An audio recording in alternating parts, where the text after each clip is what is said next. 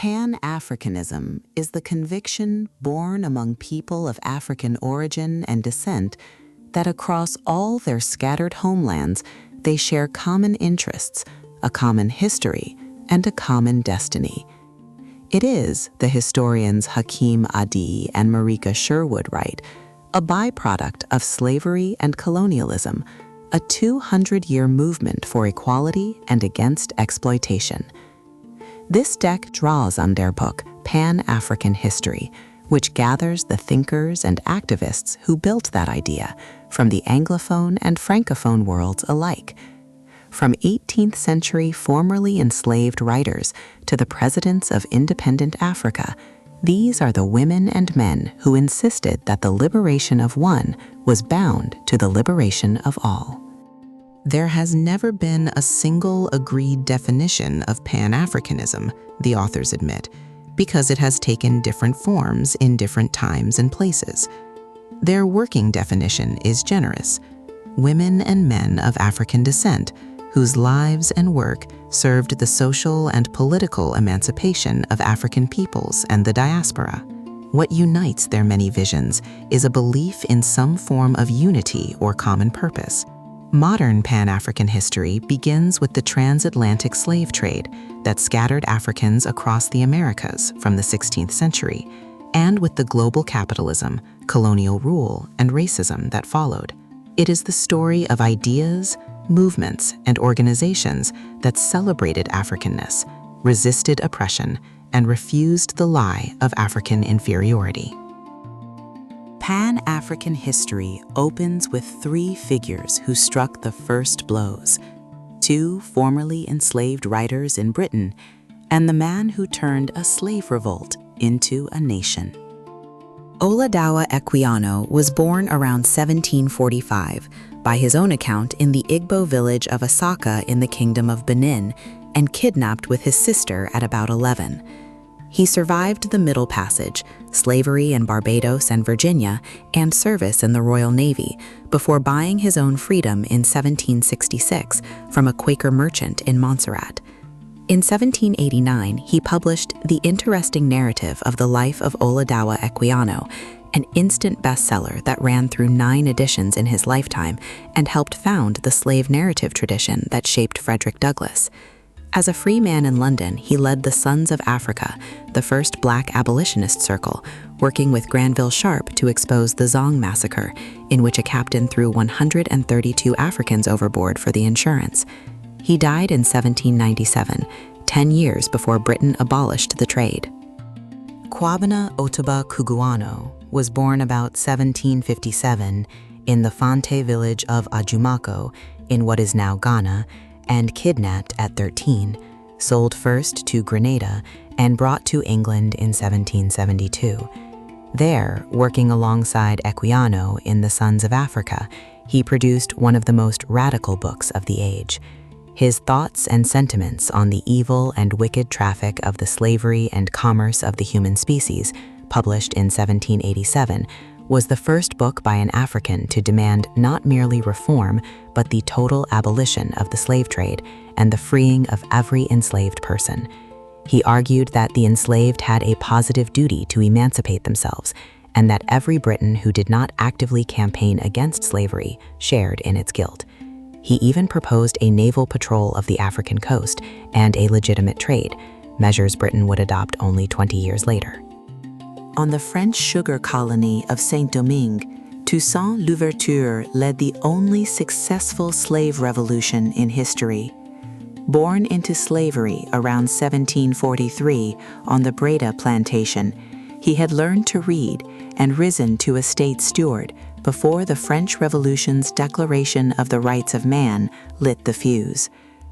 When nearly 500,000 enslaved Africans rose in 1791, Toussaint became their general, defeating the armies of Spain, Britain, and France in turn.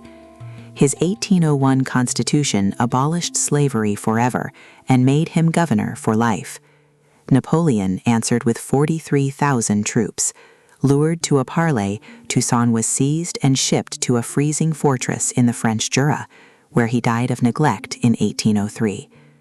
but his lieutenant Dessalines finished the work, declaring independence and renaming the country Haiti on the first day of 1804, the first nation ever to rise out of slavery and a beacon to the enslaved everywhere.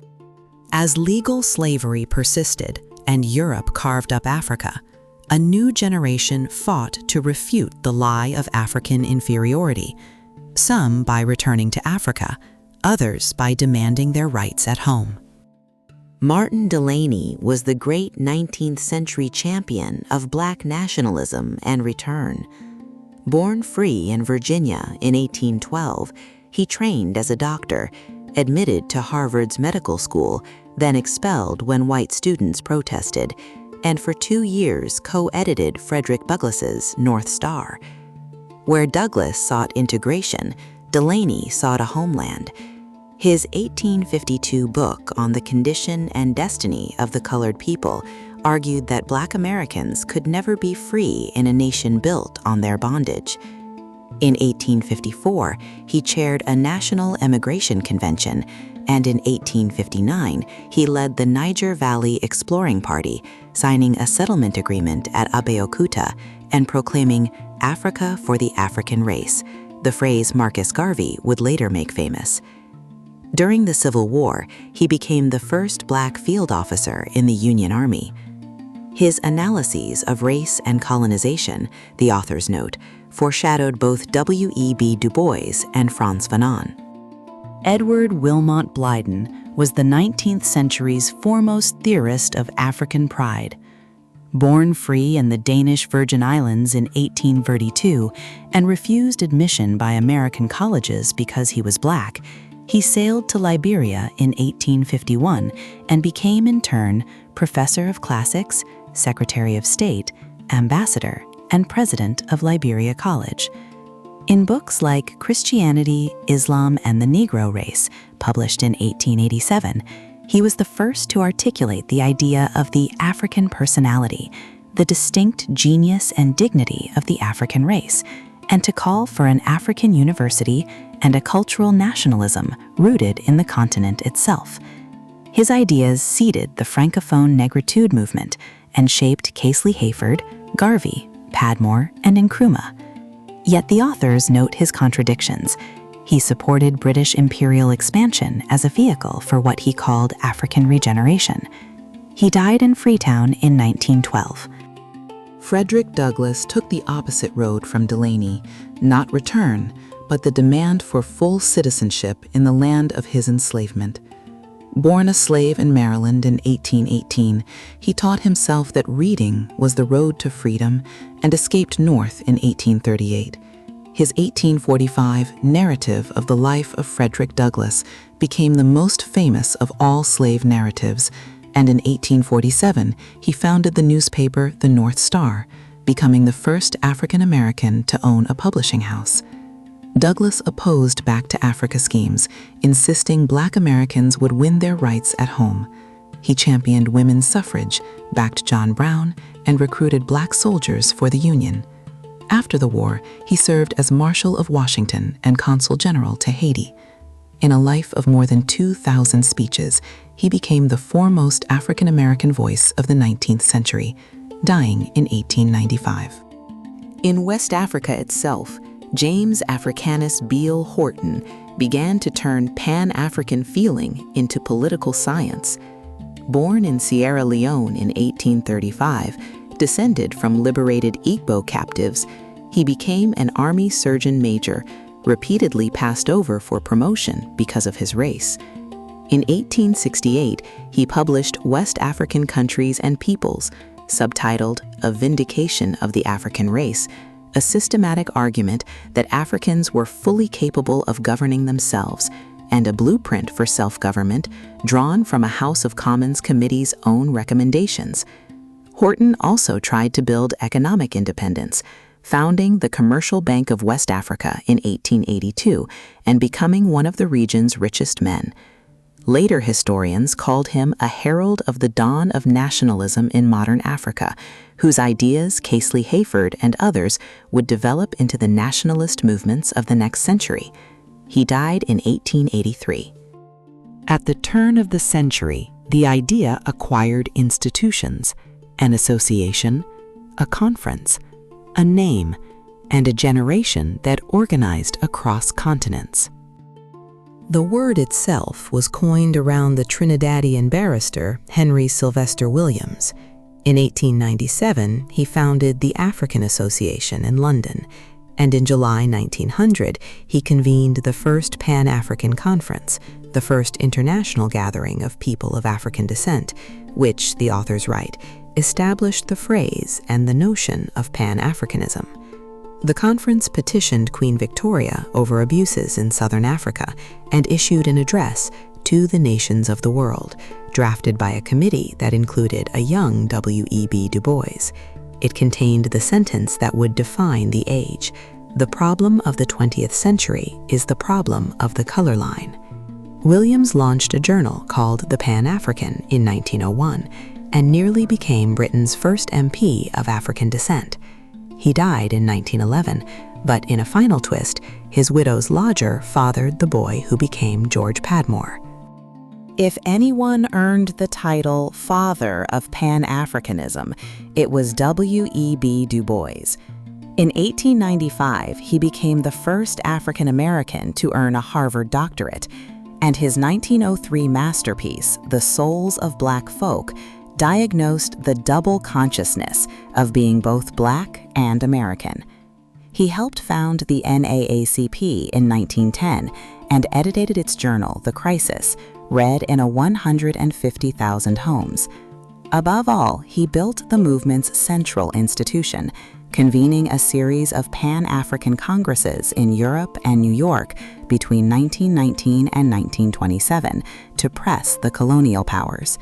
He clashed with Booker T. Washington's accommodation and with Marcus Garvey's mass movement. Yet in 1945, he presided over the landmark Manchester Congress as its elder statesman. Radicalized by McCarthyism, he joined the Communist Party in 1961, emigrated to Kwame Nkrumah's Ghana, and died there a citizen in 1963, aged 95. Two contemporaries born in 1866 carried Pan-Africanism in new directions. The Egyptian Dusé Muhammad Ali, based in London, was the first to insist that liberation needed an economic foundation. In 1912, he founded the African Times and Orient Review, a journal of the black, brown, and yellow races, where a young Marcus Garvey worked and absorbed his nationalism. From the Gold Coast, the lawyer Joseph Casely Hayford built organization and literature alike. His 1911 book, Ethiopia Unbound, was one of the first novels with an explicitly Pan-African theme, declaring Africa the cradle of civilization and calling for a West African university. In 1920, he founded the National Congress of British West Africa, one of the first Pan-African organizations on the continent itself, seeking constitutional reform across the colonies. Together, they pushed the movement toward economics and toward African soil, shaping the students of WASU and the young Nkrumah. Between the wars, Pan-Africanism became a mass movement of millions, and among Black students in Paris, a cultural revolution that reclaimed the word Negro as pride. Marcus Garvey built the largest movement in the history of the African diaspora. Born in Jamaica in 1887, he founded the Universal Negro Improvement Association in 1914 with Amy Ashwood, then carried it to Harlem, where it exploded into a worldwide organization, its branches running Liberty Halls, Black Cross Nurses, and the newspaper Negro World. Garvey preached that Black is beautiful, that Africa belonged to the Africans, and that the diaspora must redeem the continent. In 1919, he launched the Black Star Line, a Black-owned shipping company, and in 1920, his convention proclaimed a declaration of the rights of the Negro peoples of the world. He named himself Provisional President of Africa. C.L.R. James said there had never been a Negro movement like it. Convicted of mail fraud and deported in 1927, Garvey died in London in 1940 and became Jamaica's first national hero. Amy Ashwood Garvey lived what the authors call a life of lived Pan-Africanism.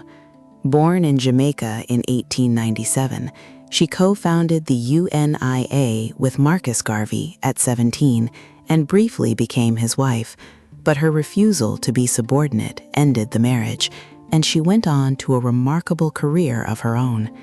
In London, she co-founded the Nigerian Progress Union with Ladipo Solanke in 1924, ran a Pan-African social club frequented by Padmore, C.L.R. James, and Ras Makonnen, and helped found the International African Friends of Abyssinia in 1935. She chaired the opening day of the 1945 Manchester Pan-African Congress and used her own address to insist that the Black woman had been marginalized within the movement.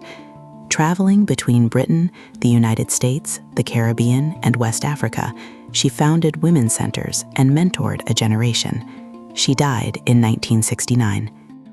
In 1930s Paris, two Black students turned the colonizers' contempt into a cultural revolution.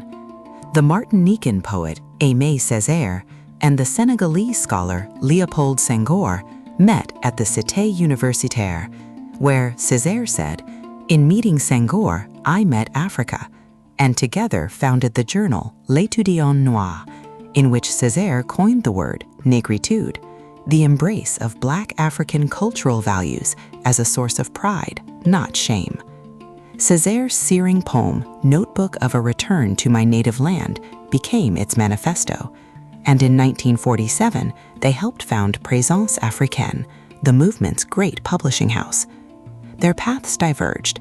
Senghor became independent Senegal's first president in 1960 and the first African elected to the Académie Française, while Césaire, mayor of Fort-de-France, declared he wanted Marxism in the service of Black people, not the reverse. Césaire's own pupil, Frantz Fanon, would carry the argument into revolution.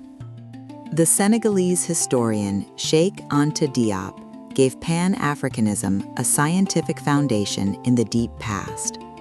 Studying in Paris, he argued that ancient Egypt was a Black African civilization, the source, not the borrower, of much that Europe later claimed. His 1955 book, Nations, Negres et Culture, twice rejected as a Sorbonne thesis, became one of the most influential and controversial works of African scholarship. He later won his doctorate and built Africa's first radiocarbon dating laboratory in Dakar. Diop insisted that the history of Black Africa could not be written correctly until African historians dared to connect it with Egypt, and he called the denial of African history a kind of mental murder. He championed a federated United States of Africa, from the Sahara to the Cape. In 1966, he and W.E.B. Du Bois were honored as the writers of greatest influence on African people in the 20th century. He died in 1986. In the 1930s and 1940s, with Italy invading Ethiopia and war engulfing the world, Britain became the unlikely headquarters of Pan-Africanism, radical, socialist, and organized. George Padmore, born Malcolm Nurse in Trinidad in 1902, may have a stronger claim than Du Bois, they argue, to the title Father of Pan-Africanism. He rose to lead the Communist International's Negro Bureau and edit its Negro Worker, smuggled into the colonies, until 1934, when he broke with Moscow over Stalin's pact with Imperial France. Settling in London, he made it the nerve center of the movement, co-founding the International African Service Bureau and the Pan-African Federation. His 1956 book, Pan-Africanism or Communism, argued for a socialist but independent path and foresaw a United States of Africa. In 1945, he recruited a young student named Francis Nkrumah to help organize the Manchester Congress, and in 1957, he followed Nkrumah to independent Ghana as his advisor on African affairs, organizing the Great All-African Peoples Conference of 1958. He died in 1959. His ashes were interred in Accra. Two Trinidadians, teacher and pupil, turned history itself into a weapon of liberation. C.L.R. James, Marxist, cricket writer, and the leading British Trotskyist of the 1930s, wrote The Black Jacobins in 1938, the classic account of Toussaint and the Haitian Revolution that proved the enslaved could be the authors of their own freedom. He also founded the International Friends of Abyssinia to defend Ethiopia against Italy. His former pupil, Eric Williams, took the argument into economics. His 1944 book, Capitalism and Slavery, suggested by James, demolished the comforting myth that philanthropy had ended slavery, showing instead that the slave trade had financed Britain's industrial revolution and that mature capitalism then discarded it. Williams went on to found the People's National Movement and, in 1962, to lead Trinidad and Tobago to independence as its first prime minister, lecturing his people from the University of Woodford Square. Behind the famous names stood the organizers who made the movement run. Isaac Wallace Johnson, born in Sierra Leone in 1894, was its great trade union militant. He built the West African Youth League into a mass force, was prosecuted for sedition over a 1936 article asking, "Has the African a God?" and was interned by the British through most of the war, yet emerged to chair the Resolutions Committee of the 1945 Manchester Congress. Ras Makonnen, born in British Guiana, was its impresario and paymaster. From Manchester, he ran restaurants, a nightclub, and a bookshop whose profits bankrolled the Pan-African Federation, employed Jomo Kenyatta, and funded the journal Pan-Africa. He helped organize the 1945 Congress and later served Nkrumah in Ghana. Neither sought the spotlight, but without their money, presses, and stubborn labor, the radical Pan-Africanism of wartime Britain could not have existed. Not all of Britain's Pan-Africans were revolutionaries. Ladipo Solanke, a Yoruba law student, co-founded the West African Students' Union in 1925 and made it the social and political home of West Africans in Britain for 25 years, opening Africa House as a hostel and pushing WASU to demand self-government by 1942. The Jamaican Dr. Harold Moody took the moderate road. In 1931, he founded the League of Colored People, modeled on America's NAACP, with its journal, The Keys, preferring patient legal persuasion to confrontation, and in 1944, he drafted a mild charter for colored peoples. Working alongside them was the Nigerian sociologist Nathaniel Fadipe, whose study The Sociology of the Yoruba was the first such work by an African. Though denied an academic post because of his race, he died of overwork in 1944. Together, they wove the dense network of student and professional activism that fed the wider movement. In the United States, the Pan-African Front centered on the Council on African Affairs and on two men.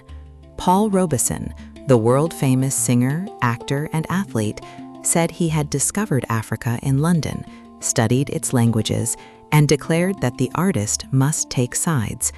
As the council's chairman, he linked the American black struggle to African liberation and paid for it. In 1950, the State Department confiscated his passport for 8 years.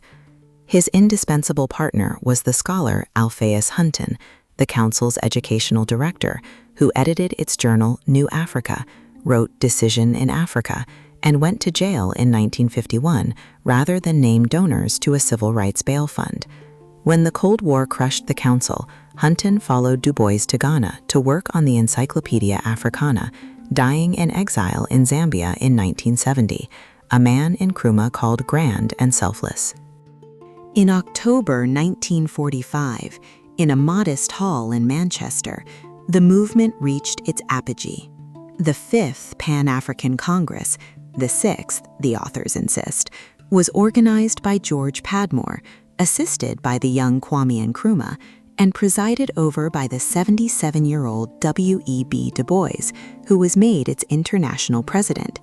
Amy Ashwood Garvey chaired the opening day. What set Manchester apart was who attended. Not only intellectuals from the diaspora, but trade unionists, students, and future heads of state, including Nkrumah, Jomo Kenyatta, and Hastings Banda. The Congress turned decisively from petition to mass action, issuing a declaration to the colonial peoples of the world, which Nkrumah claimed to have drafted, that called on the colonized to organize and demand independence. Within little more than a decade, several of the men in that room would be leading free African nations. Pan-Africanism's center was about to move home to Africa. Two women carried Pan-Africanism into the post-war world. Claudia Jones, born in Trinidad in 1915, became a leading American communist, was jailed and deported in the McCarthy years, and arrived in Britain in 1955. Finding the left indifferent to racism, she organized her own institutions. In 1958, she founded the West Indian Gazette, Britain's first Pan-Africanist black newspaper, and launched the indoor Caribbean Carnival that grew into the Notting Hill Carnival. Constance Cummings-John of Sierra Leone had blazed an even earlier trail. Standing for the West African Youth League, she won a Freetown council seat in 1938, the first woman elected anywhere in the African colonies, built schools, founded the Sierra Leone Women's Movement, and in 1966 became mayor of Freetown, the first African woman to head a free African city. In a movement dominated by men, both insisted that women's organization was essential to liberation. After the war, Pan-Africanism's heart returned to the continent as colony after colony fought for freedom, and a new question arose: could a free Africa unite? On the 6th of March 1957, the Gold Coast became Ghana, the first sub-Saharan colony to win its freedom, and its leader, Kwame Nkrumah, became the symbol of African liberation. Trained in the United States and radicalized in Padmore's London, Nkrumah had returned home, founded the Convention People's Party in 1949 under the slogan "Self-Government Now," and won power even from a prison cell. But his vision never stopped at Ghana's borders. The independence of Ghana, he declared, is meaningless unless it is linked up with the total liberation of the African continent.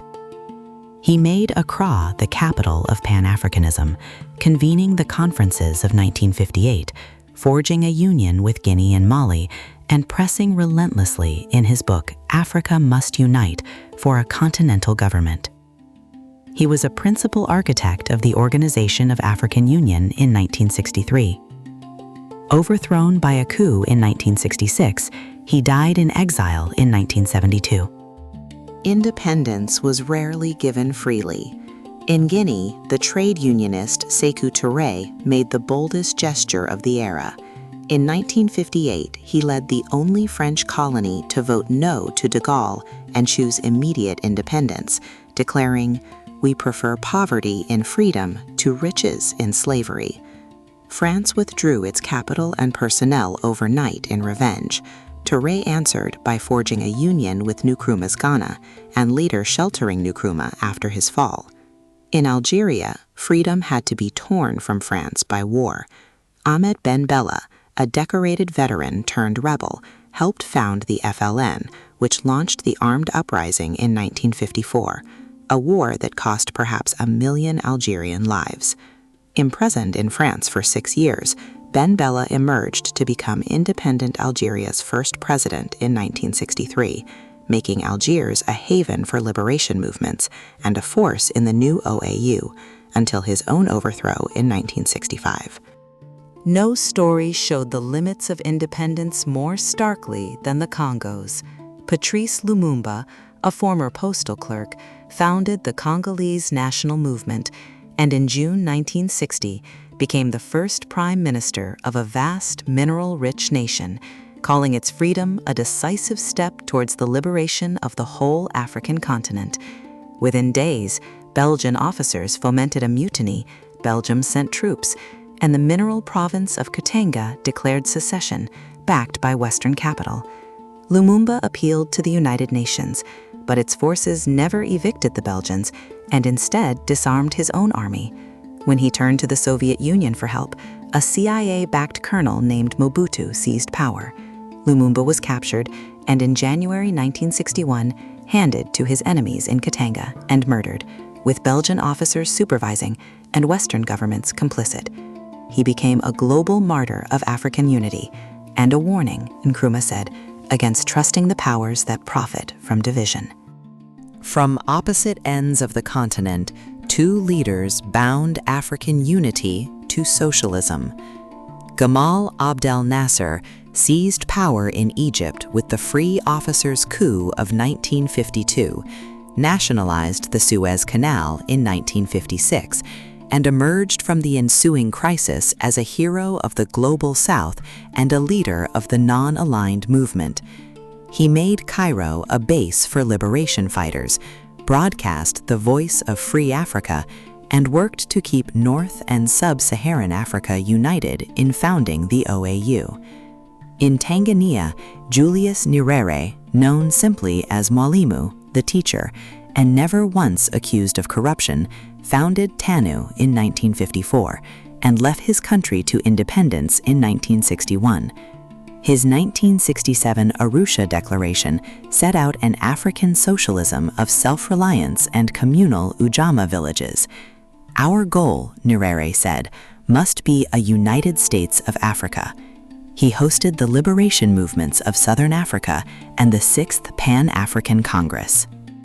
Aimé Césaire's pupil, Frantz Fanon, became the philosopher of decolonization itself. Born in Martinique in 1925, he trained as a psychiatrist and, in his 1952 book, Black Skin, White Masks, dissected the psychological wounds that colonialism and racism inflict on the colonized. Appointed to head a hospital in Algeria, he watched the War of Independence erupt and threw himself into the FLN, treating fighters, then resigning to serve the revolution as writer and diplomat. As the provisional Algerian government's envoy in Accra, he warned that the greatest danger that threatens Africa is the absence of ideology.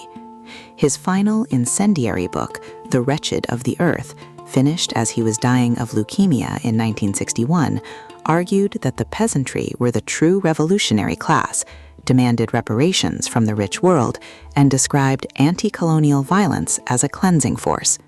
It became the Bible of liberation movements across the colonized world.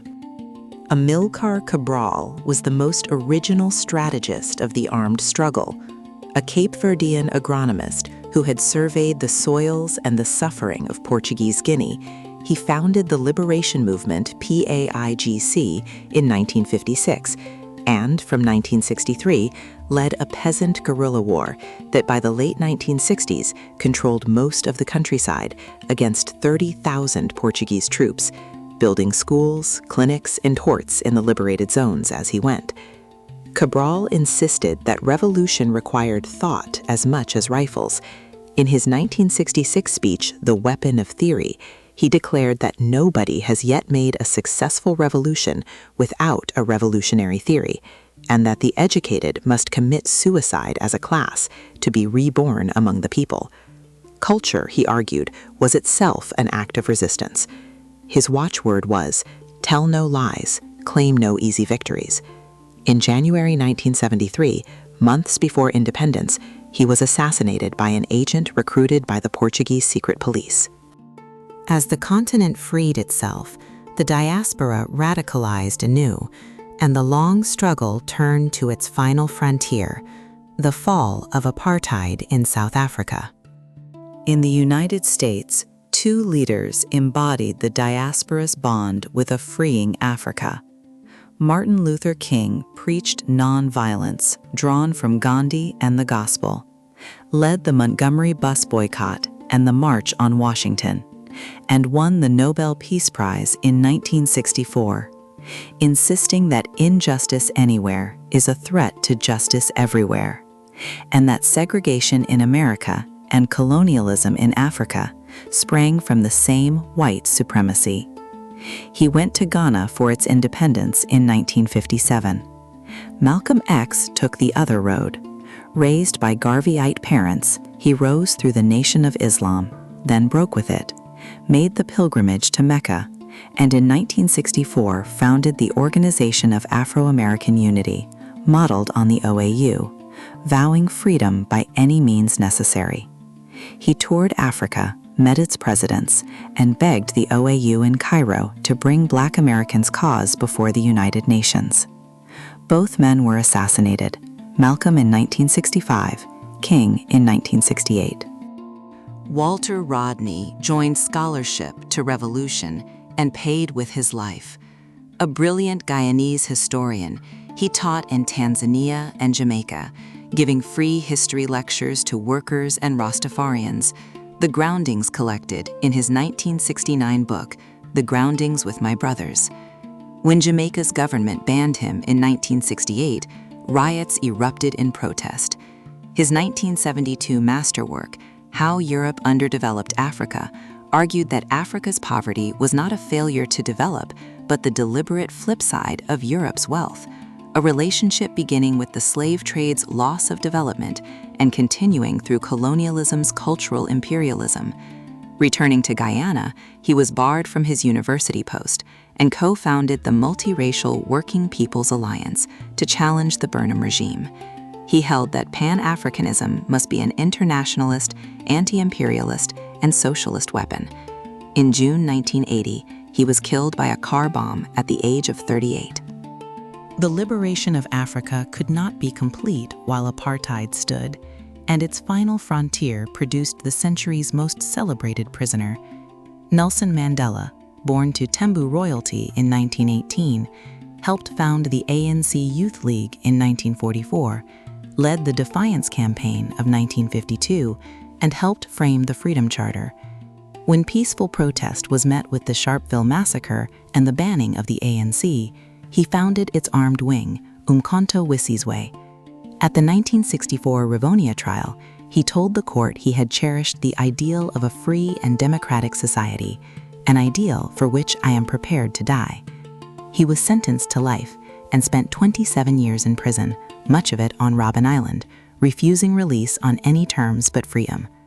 Released in 1990, he won the Nobel Peace Prize and, in 1994, became South Africa's first Black president, choosing reconciliation over revenge with his Truth and Reconciliation Commission.